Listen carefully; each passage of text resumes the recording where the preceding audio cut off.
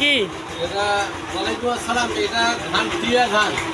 হ্যাঁ, এই ধানটা হাইব্রিড চিকন ধান, লম্বা।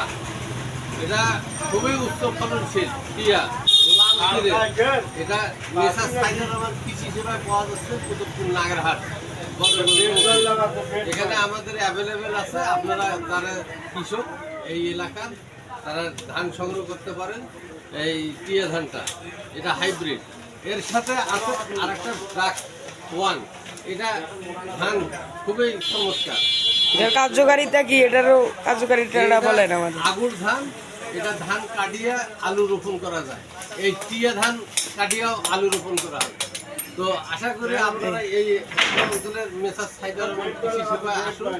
এই টিয়া এবং ব্রাক ধান বিক্রি হচ্ছে, তার সাথে লাল গুটিও বিক্রি হচ্ছে। আসসালামু আলাইকুম।